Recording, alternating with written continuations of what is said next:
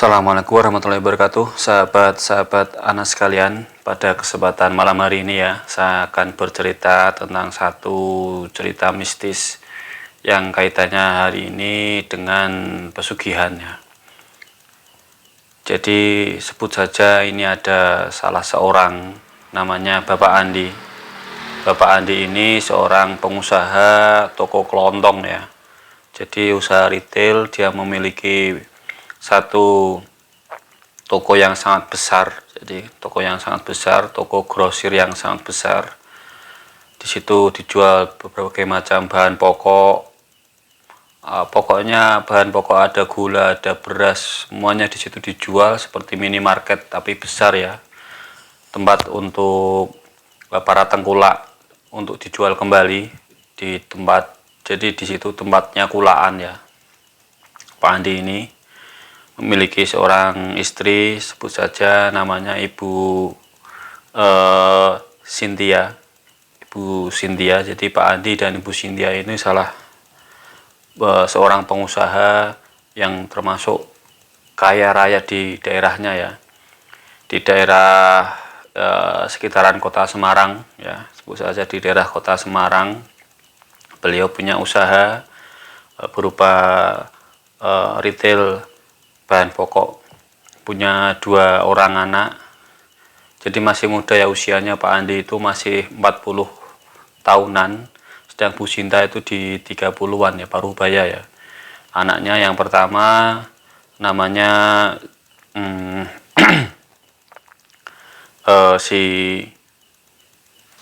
sebut saja namanya, gimana disebutkan namanya tapi nggak nama asli ya, ini inisial saja, ini samaran saja. Yang pertama itu masih sekolah di SD, kelas 4 SD, laki-laki, bernama siapa, kita sebut saja si Joko ya. Terus kemudian anak kedua masih kelas, jadi TK besar ya, TK besar, cewek, namanya Putri. Terus suatu ketika Pak Andi ini memang memiliki kebiasaan buruk. Dia itu suka judi online, sahabat-sahabat. Dia suka judi online, tapi kemudian untuk yang pertama terjadi di tahun 2018-an ya, 18-an kemarin di settingnya itu. Terus ini masih baru ceritanya. Di 2018 itu beliau kenal yang namanya judi online yang hari ini mungkin terkenal dengan slot itu. Dan banyak ya, ada togel, ada apa yang muter-muter itu namanya roulette, ada klutuk itu kartu, terus kemudian apa ya, kiu-kiu, domino, banyak lah. Itu bisa diakses secara online hari ini di tahun 2018. Untuk awalnya dia coba-coba, terus kemudian akhirnya kecanduan, sampai pada akhirnya dia, karena dia termasuk spekulan ya, seorang pengusaha, akhirnya dia mendepositkan banyak ke dalam situs judi itu. Sampai pada akhirnya dalam tempo hanya 1 tahun, sahabat-sahabat, Pak Andi ini mengalami kebangkrutan. Jadi hanya dalam 1 tahun saja, di tahun 2019 itu, karena dia terlalu berani dalam mendepositkan modalnya ya dalam judi online ini, akhirnya sahabat-sahabat ludes, hartanya habis, hutang ada di mana-mana, bahkan usahanya itu hancur, sahabat. Usahanya hancur karena dia tidak fokus lagi untuk mengurusi usaha, sampai pada akhirnya usahanya hancur, sahabat. Pak Andi ini mengalami satu keterpurukan yang sangat luar biasa, di mana hutangnya miliaran. Karena sistemnya itu, dalam usahanya itu dia ambil dulu ya, jadi dia disetor dulu oleh distributor ke dalam toko kelontongnya. Setelah disetor ke toko distributor ke dalam kelontongnya itu, dia harusnya kan membayar dalam tempo tertentu. Jadi misalkan setiap 3 bulan itu distributor itu nagih ke Pak Andi kan. Nah, uang yang harusnya itu diputar melalui modal itu diputar ke usahanya itu digunakan untuk deposit, sahabat-sahabat. sampai pada akhirnya dia gagal bayar ke distributor, sampai dia ditagih, kemudian tidak berputar usahanya karena uang itu sudah habis, tidak bisa diputar untuk beli barang lagi, terus kemudian masih menyisakan hutang ke distributor. Itu nilainya miliaran, sahabat-sahabat. Sampai pada suatu ketika Pak Andi ini sedang nimbrung di pos ronda, terus kemudian di sana ada bapak-bapak yang iseng bercerita tentang adanya pesugihan yang ada di daerah Tulungagung, sahabat. Di situ ada satu pesugihan namanya pesugihan Ngujang ya. Jadi di situ ada pemujaan siluman kera. Karena kemudian penasaran, akhirnya si Pak Andi ini memberanikan diri, menekatkan diri untuk sampai ke sana. Sudah sampai ke sana ini tanpa sepengetahuan istri, sahabat. Tanpa sepengetahuan istri. Tanpa sepengetahuan istri karena istrinya yang juga yang bercerita. Terus kemudian di sana dia pamit sama istri, sama Bu Cynthia. Bu, aku ada pekerjaan di luar kota, mungkin untuk beberapa hari. Akhirnya si Pak Andi itu ke Jawa Timur mendatangi situs pesugihan yang ada di sana. Ini tidak dijadikan dengan referensi ya. Jadi di sana itu memang ada satu makam keramat, terus kemudian dalam makam itu ada banyak ribuan kera yang dimana itu dikeramatkan ya. Terus kemudian karena memang dari awal niatnya untuk sesat, ya bagaimanapun juga ya akhirnya dituntun kesesatan oleh si setan ya, setan iblis dan teman-temannya. Akhirnya singkat cerita akhirnya sampai di sana, sahabat-sahabat. Sampai di sana, terus kemudian dia masih mencari-cari, tanya-tanya ke sana kemari, terus kemudian akhirnya dia istirahat di sebuah kedai, di sebuah warung makan ya, warung makan di sekitar situ. Kemudian bertanya-tanya, Bu, ini katanya di sini tuh tempatnya banyak yang pesugihan ya Bu, katanya. Terus ibu itu jawab, iya Mas, ini banyak yang dari luar kota juga datang ke sini mau cari pesugihan. Itu ya memang banyak itu mitosnya. Ya terus caranya gimana Bu? Kalau pengen jangan harus nemui juru kunci dulu gitu katanya. Di mana itu Bu? Jadi ditunjukkan di salah satu gubuk reot tuh, salah satu rumah ya, rumah tapi tidak dari permanen ya, rumah dari bilik ya, bilik yang itu agak sedikit jauh dari makam, agak dekat ke arah hutan ya, karena disitu berbatasnya dengan ada satu hutan. Di sana diarahkan ke salah satu juru kunci di situ, Pak Kuncen ya, juru kunci di situ, sebut saja namanya Mbah Karyo ya, Mbah Karyo namanya. Lantas Pak Andi ini tidak menyia-nyiakan kesempatan, akhirnya dia datang ke Mbah Karyo untuk mengutarakan maksudnya, menceritakan kisahnya seperti ini. Terus oleh si Mbah Karyo itu cuma manggut-manggut, ya, gitu katanya. Dia bangkrut gara-gara judi online, terus usahanya hancur, hari ini banyak utang karena harus membayar distributor, belum lagi tunggakan di bank. Usahanya hancur, tidak bisa kulaan lagi, uangnya dibuat berjudi. Mbah Karyo cuma mangguk-mangguk, ya gitu. Tapi nanti ada syaratnya katanya. Pak Andi, gak apa-apa Mbah, apapun syaratnya akan aku lakukan Mbah. Jadi Pak Andi itu kokoh, jadi dari sana udah kokoh ya. Terus singkat cerita akhirnya oleh Mbah Karyo, Pak Andi diajak ke salah satu lokasi. Di situ ada satu gua, dalam gua itu ada satu patung monyet besar ya, monyet atau kera ya mungkin ya. Di situ ada patung besar, patung kera di situ. Di sini kamu nanti ritualnya di sini, kira-kira berani nggak? Apapun Mbah akan saya lakukan Mbah, yang penting saya bisa cepet kaya, yang penting utang-utang saya bisa lunas, kata Pak Andi. Ya sudah, kalau memang kamu sudah kekeh di sini, waktu itu masih sore ya, terus kemudian diajak untuk mandi, dimandikan oleh si Mbah Karyo. Setelah dimandikan, jadi mungkin ini ritual yang apa ya, kayak apa semacam ya wajar ya. Jadi mungkin menurut mereka sebelum menghadap ratunya, rajanya itu kan dibersihkan dulu ya, dimandikan itu mungkin.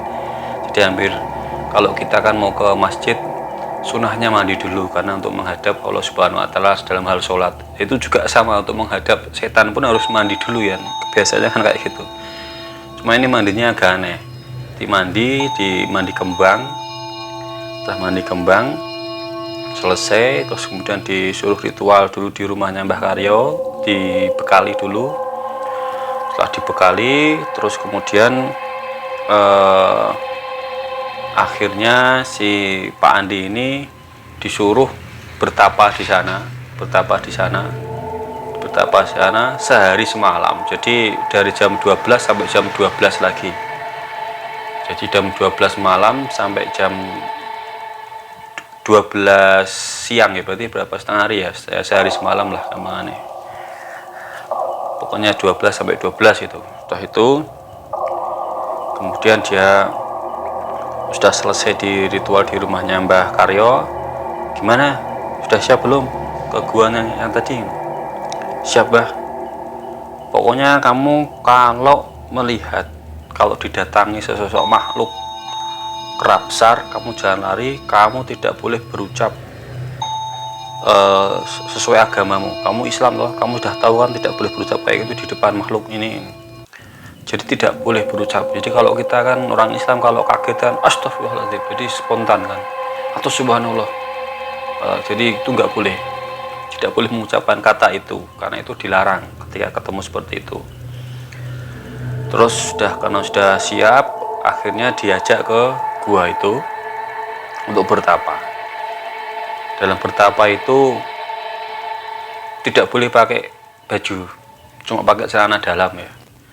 Kita nggak tahu ya, mungkin logika yang dibangun dalam makhluk itu seperti apa. Kalau kita dalam sholat kan, ketika kita bersolat itu kan kita diminta menutup aurat ya, dan dengan pakaian yang kalau bisa sesopan mungkin, yang sebagus mungkin, kalau bisa dengan wangi-wangian ya, ketemu sama menghadap pada Allah Subhanahu Wa Taala. Lah itu disuruh pakai cuma celana dalam untuk bertapa di sana. Mungkin ini maksudnya memang jin atau iblis yang menyerupai jin itu ya, atau mungkin siluman itu menganggap bahwa yang meminta itu bukan sekutu sebenarnya, tapi itu hamba ya, karena memang diperlakukan seperti itu. Jadi sudah tidak ada martabatnya di hadapan si iblis tadi, si siluman kera tadi ya. Terus setelah itu benar dia telanjang pakai celana dalam bertapa, disuruh merapal mantra yang diajarkan Mbah Karyo.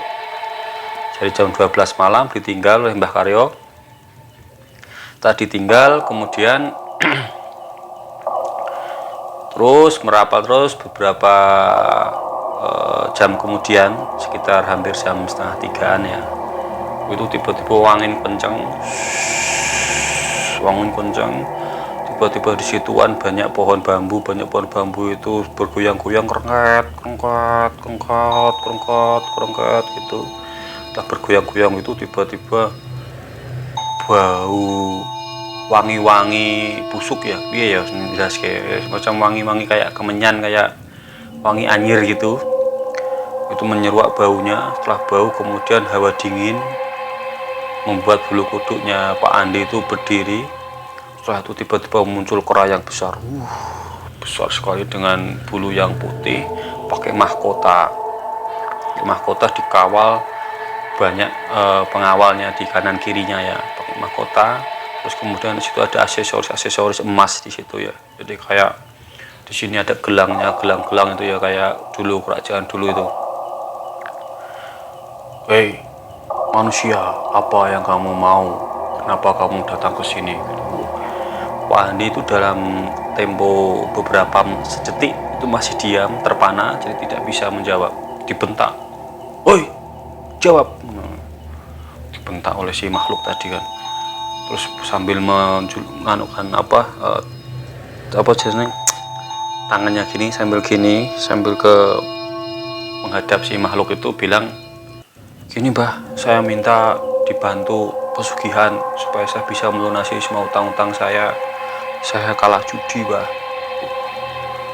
usaha saya hancur, utang di mana-mana gitu. Saya jadi miskin Mbah. Oh, oh, oh, oh. Oh, oh, oh, oh, oh, oh, oh, oh, oh. Jadi hanya tertawa, itu kerannya itu hanya tertawa. Oh, oh, oh, oh, oh, oh, oh, oh, oh, oh, gitu. Setelah itu selesai, gampang, tapi ada syaratnya. Gampang, ada syaratnya. Ada syaratnya, nanti kamu akan dipandu oleh si Karyo, hambaku. Jadi menganggap Mbah Karyo itu hambanya ya, si kera tadi. Aku beri kamu satu pengikutku sebagai simbol. Jadi di situ dikasih satu patung kera kecil. Di situ nanti kamu dengan isyarat harus menyembahku atau memujaku. Sediakan ruangan khusus dalam bilik kamarmu. Jadi setiap malam Jumat kamu harus datang dengan berbagai macam sesajen. Siap Bah, gitu kata Pak Andi. Nanti setelah itu kamu siapkan kotak.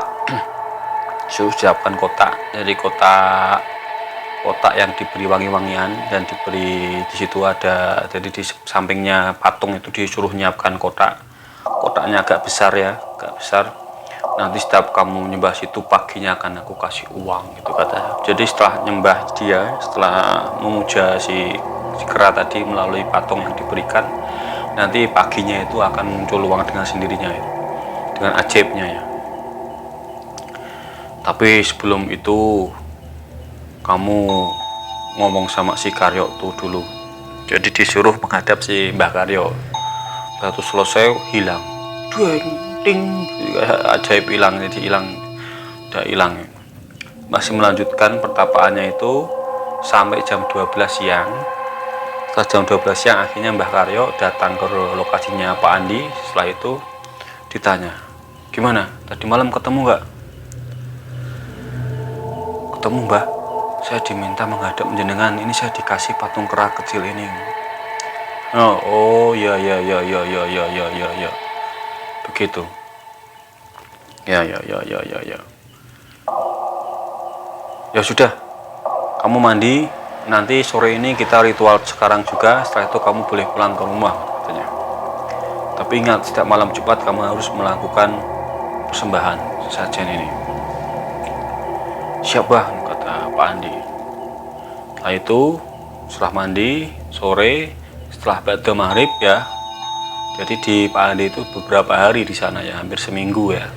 Karena sudah puasa, terus kemudian ritual, kemudian menghadap si siluman kera, itu waktunya kira-kira 1 minggu di sana. Setelah selesai, kemudian ritual terakhir yaitu diminta menyiapkan satu sesajen minyak kembang dan tujuh rupa. Salah satunya adalah disuruh menyiapkan 3 ayam, 1 jago, 2 ayam betina. 1 jago, 2 ayam betina, 3 ayam. Disuruh ngurungi semua. Setelah itu selesai ritual, bla bla bla bla bla. Kemudian malamnya itu ya, hampir mencapai tengah malam, puncaknya dalam ritual itu Pak Andi disuruh milih dari 3 itu. 3 itu yang dikurung ayam itu disuruh milih yang mana. Akhirnya dia milih ayam yang betina. Ayam yang betina yang paling kecil.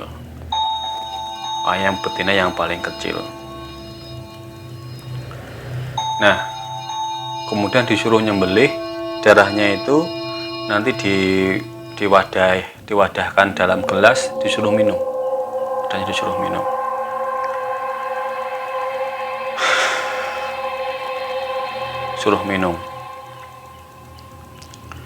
Terus kemudian ketika Pak Andi itu mau menyembelih itu, tiba-tiba muncul bayangan wajah putrinya. Putri yang masih kecil itu, putrinya Pak Andi yang masih sekolah di TK ya, itu tiba-tiba muncul dalam wajahnya itu muncul saat mau menyembelih, itu muncul wajahnya ketika dia ragu apa ya, tapi akhirnya disembelih juga. Disembelih kemudian ditaruh dalam gelas. Di dalam gelas itu kemudian darahnya diminum oleh Pak Andi.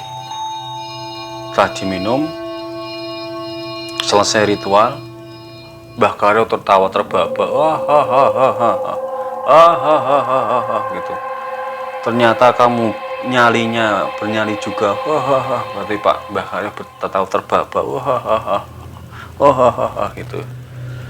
Setelah tertawa terbahak-bahak itu, kemudian Mbah Karyo bilang, "Le, Mbah, coba lihat sebelah kamu itu, kotak yang nanti kamu bawa pulang itu." Jadi kan di situ tadi oleh si makhluk tadi kan di sebelahnya kera itu, di sebelahnya kera tadi kan patung kera itu kan ada wadah kotak itu. Nah itu yang menyediakan Mbah Karyo. Nah setelah itu ketika dilihat oleh Pak Andi, kaget dia. "Wih, uangnya banyak, Mbah. Ini uangnya siapa, Mbah?"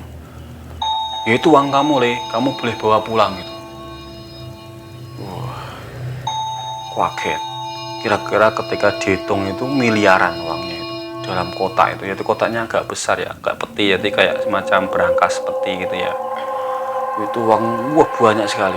Pak Andi kegirangan, meloncat-loncat. "Wah, aku kaya lagi. Wah, Pak Andi meloncat-loncat. Sampai kemudian Mbah Karyo bilang, "Kamu boleh pulang." Nah, ini yang menjadi Pak Andi jadi kaget. Tiba-tiba teleponnya berdering, telepon dari istrinya. Ditelepon dari istrinya. Setelah ditelepon, istrinya itu sambil nangis bilang, "Pak, kamu di mana? Cepet pulang, Pak. Lek Bali, Pak. Anakmu lho, Pak. Tiba-tiba kok mau sesek napas. Tiba-tiba pingsan, tak gawa ning rumah sakit, akhirnya seranono, Pak. Anak yang jenenge Ranono, Pak, yang putri itu." Tadi siapa namanya? Si putri ya, anaknya yang Pak Andi itu yang cewek yang terakhir itu tidak ada. Ternyata memang benar simbol dari menyembelih ayam itu sebenarnya menumbalkan anaknya sendiri. Nauzubillah min dzalik. Demi kekayaannya itu.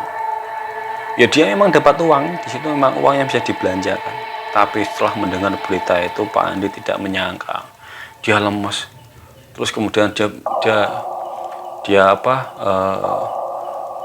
memandang Mbah Karyo. "Mbah, anakmu kok mati, Mbah?" Mbah Karyo cuma tertawa terus bilang, "Lah ya itu yang kamu sembelih, yang kamu pilih itu kan simbol dari keluargamu." Kan gitu Mbah Karyo. "Ayam jago itu anakmu yang laki-laki, itu 2 ayam babon itu kan istrimu sama anakmu yang perempuan." Gitu. "Ya itu kekayaan kamu itu uang kamu bawa pulang, kamu lunasi utang-utang kamu itu." Mbah Karyo sambil tertawa. "Lah, Mbah, tapi Mbah," Pak Andi merasa bersalah, tapi sudah terlanjur.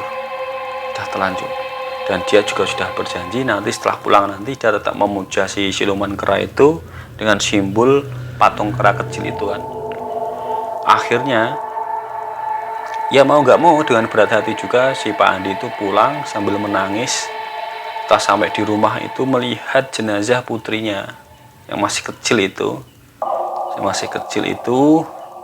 Terus kemudian dilihat memang di sekitar lehernya itu ada bekas sayatan. Sahabat-sahabat, yang menyayat, yang menyembelih adalah dia sendiri melalui simbolisasi dari tumbal siluman kera itu. Ya dia dapat uang, dia pulang bawa uang.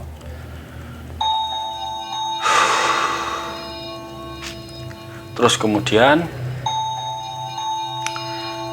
singkat cerita, ya seperti orang kebanyakan lah. Dia nangis biasa tapi tidak ada yang curiga waktu itu. Sampai setelah dimakamkan putrinya tadi, ibunya, Bu Cynthia ya. Ibunya itu lantas di impeni apa ya, di mimpi bertemu putrinya. Putrinya itu dalam mimpinya itu di kerangkeng, kasih kalung besi di lehernya, terus kemudian kayak diseret, diajak jalan-jalan oleh kera. Jadi kayak piaraan gitu ya, jadi kayak piaraan anjing gitu loh. Itu diajak di salah satu lokasi yang dia tidak tahu, jadi semacam kayak dunia lain lah. Dia mimpi, tolong bu, tolong putri bu, tolong bu, tolong bu gitu, tolong putri bu, tolong bu gitu. Putri nggak mau bu, putri, ayah jahat bu, ayah jahat bu, putri kamu. Akhirnya dia terbangun. Selesai terbangun, dia bilang sama suaminya tadi, Pak Andi, Pak aku kok mimpi kayak gini tuh gimana tuh Pak? Akhirnya ketahuan juga. Belum sempat membahagiakan anak istri, malah jadi ironis ya. Jadi pesugihan itu ironis. Jadi dia mau kaya raya, mau membahagiakan anak istri, tapi pada akhirnya malah menumbalkan anak istri. Kan lucu jenis sebenarnya logika berpikir oleh Pak Andi ini kan, karena sudah terlanjur stres mungkin ya. Wah, akhirnya dia cerita bahwa Pak Andi ini mengambil pesugihan siluman kera. Ritual-ritualnya juga diceritakan, terkait menyembelih ayam dan sebagainya diceritakan, sahabat-sahabat. Wah, istrinya itu histeris, Pak, kamu tega Pak, kamu tega sekali Pak, mengorbankan anakmu sendiri Pak. Kamu tega Pak, aku nggak mau hidup sama kamu, aku nggak mau hidup sama kamu. Akhirnya istrinya itu minggat sama anaknya laki-laki, pulang ke rumah orang tuanya. Terus diceritakan itu oleh orang tuanya itu, kemudian memanggil salah satu sahabatnya yang punya kenalan seorang kiai yang memiliki ilmu hikmah ya. Terus oleh kiai tersebut diistikharoi sholat 2 rakaat di dalam satu ruangan tertentu, bermunajat, terus kemudian diterawang.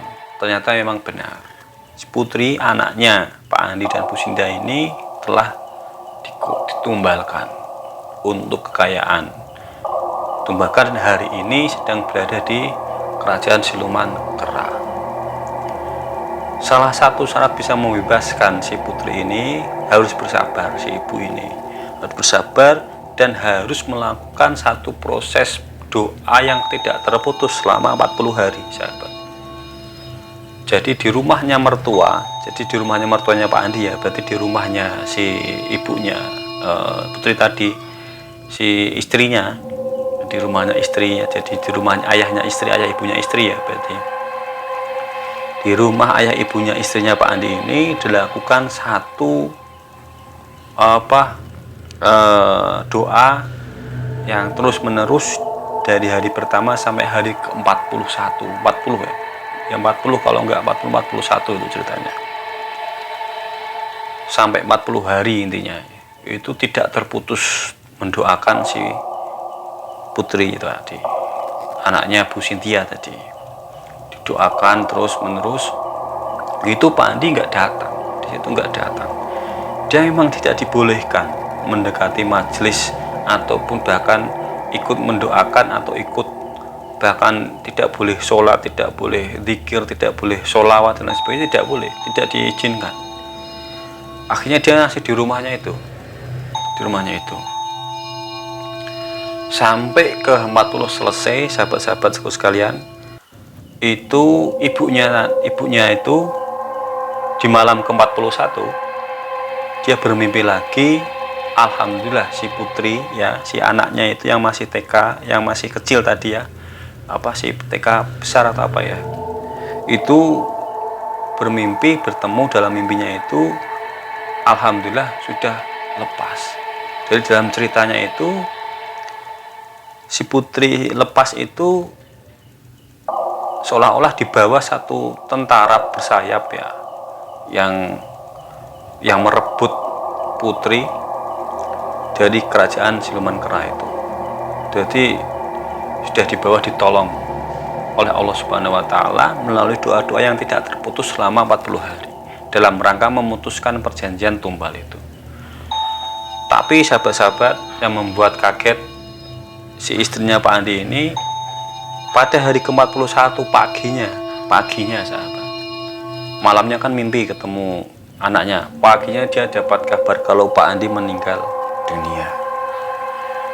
dunia dengan satu, ya itu kabar dari tetangga, dia tidak tahu penyebabnya, tapi dalam tubuhnya Pak Andi itu banyak cakar-cakaran sahabat. Jadi semacam kayak cakaran kera itu ya, cakar kucing atau apa, yang jelas dalam tubuhnya itu banyak sekali cakar-cakaran dan ada bekas memar seperti gigitan di tenggorokan. Alhamdulillah menjalik ya. Pak Andi meninggal dunia. Akhirnya kekayaannya didapat secara instan tadi itu sudah tidak ada gunanya, karena dia juga mati juga. Belum sempat menikmati sudah mati, dijadikan tumbal oleh pesugihan dia sendiri sahabat. Anaknya juga sudah tidak lagi bisa hidup, tidak bisa kembali lagi, yang sudah meninggal dunia, tapi kan alhamdulillahnya bisa ditolong oleh doa-doa selama 40 hari itu. Istrinya jadi janda, masih hancur keluarganya, masih tidak merubah apapun kecuali hanya kehancuran yang lebih hancur lagi, pesugihan tadi itu. Setelah meninggal, cek itu tenggorokannya ini kayak ada gigitan, mengerikan ya, ada cakar-cakaran gitu, ada gigitan itu.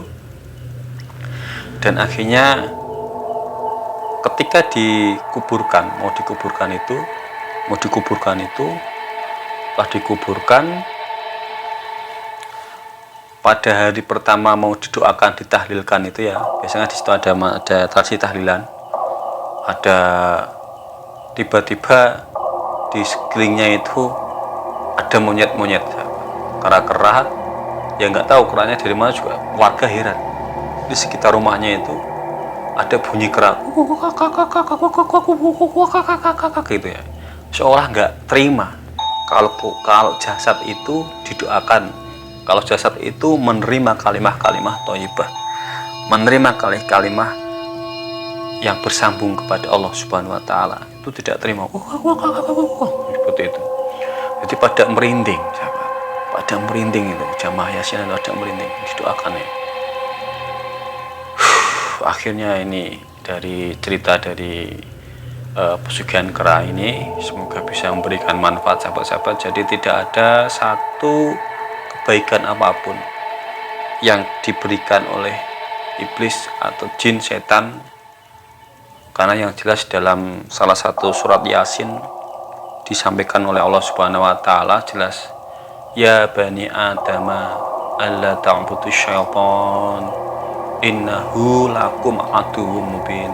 Ya bani Adam, wahai bani Adam, anak cucu Adam, alla ta'budu syaitan, alla ta'budu syaitan, jangan kau menyembah setan.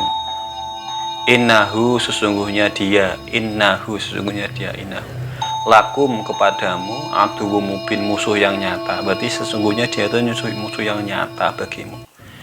Jadi sebenarnya dia musuh yang nyata bagimu. Ya bani Adam alla ta'budu syaitan innahu lakum aduwwum mubin wa ani a'buduni sembahlah aku, wa ani a'buduni hadza syiratum mustaqim, ini adalah jalan yang lurus, cetha ya. Ya bani Adam alla ta'budu syaitan innahu lakum aduwwum mubin. Ya bani Adam, jangan kau sembah setan, sesungguhnya mereka itu musuh yang nyata bagimu.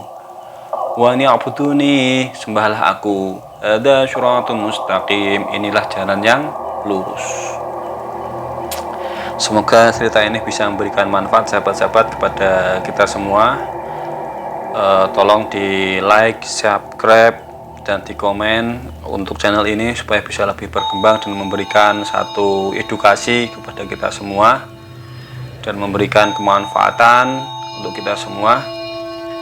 Saya rasa cukup untuk malam ini. Saya akhiri al-qalam, wallahu muwaffiq ila aqwamit thoriq. Assalamualaikum warahmatullahi wabarakatuh. Salam sahabat Anas.